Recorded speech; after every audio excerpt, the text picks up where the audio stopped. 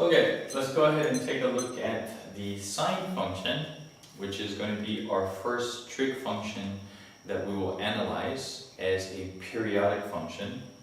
And what I have here, just so that we remain consistent with what we have in terms of our previous knowledge, is the unit circle here, the point, which is cosine theta comma sine theta, which is on the unit circle, this being theta. And I'm also going ahead and put in those particular coordinates for the quadrantal angles. Now, if we go ahead and take a look at the table, how many values are actually going to be necessary for us to get a pretty good idea of what the parent function f of x equals sine x looks like? Now, since we know that the function is periodic because it's based upon the unit circle, then I suggest that we go ahead and just focus on this point, that point, that point, and that point. Okay, and of course back to that point so that we can see one complete cycle of range values. So if I go ahead and start off here, so x is going to be equal to 0, pi over 2, pi, 3 pi over 2, and 2 pi. And remember that what we need to do again is that in order for us to go ahead and graph f of x is equal to sine x, we have to make sure that we use a linear measure, which is why I'm writing everything in radians. So for sine of 0, we know it's 0. For sine of pi over 2, we know it's going to be equal to 1. Etc., etc. And what I've done is I've drawn that here. So we know where 0 is, 2 pi, we split that, we get half pi. We split that again, we get pi over 2, and we split between here and we get 3 pi over 2. So those are going to be the 5 essential points that you need to know in order to go ahead and be able to graph the sine function. Now, we know that it goes from 0 to 1 to 0 to negative 1 back to 0. But it doesn't mean that this graph is actually going to be like a straight line. In fact, because it's going to be a curve, it's also going to be a curve here. So what it's going to look like, it's going to look something along these lines. And it's very nice and smooth. It comes through like that, and it comes like that. And of course, this would continue in this direction, and it would also continue in that direction, and exhibit the same periodic behavior that we're familiar with, because it is, again, based upon the values of the unit circle. So if we go ahead and take a look at this then, what is its period? We know that the period is going to be 2 pi because, again, it is based upon the values on the unit circle, the y values on the unit circle.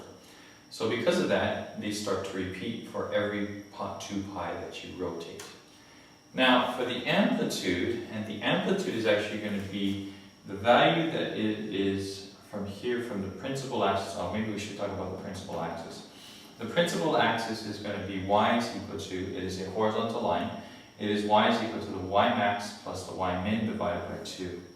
So if I take a look at the maximum y value that I have, well, if I take a look at this graph, or this unit circle, or this table, I know that the maximum y value for the sine is going to be 1. The minimum is going to be negative 1, so 1 plus a negative 1 is 0 over 2, which is 0. So then that means that if I go ahead and I take a look at the maximum values, the average of those will actually be what is called the principal axis. Okay, so that principal axis for this particular parent function here is just going to be the x-axis, or y is equal to 0. Now, when we go ahead and talk about the amplitude is actually going to be describing the distance from the maximum or the minimum point to the principal axis, and it's always going to be a positive value. So what I can do then is I can always just go ahead and say, well, if I take the maximum value, which is 1, minus the minimum value, which is a negative 1, that's going to be 2. 2 divided by 2 is 1, and that is going to be described by that distance and that distance there. Okay, so what we have now, based upon what our parent function for the sine graph looks like, based upon the values given by the unit circle, we know then that it is going to be periodic with a period of 2 pi.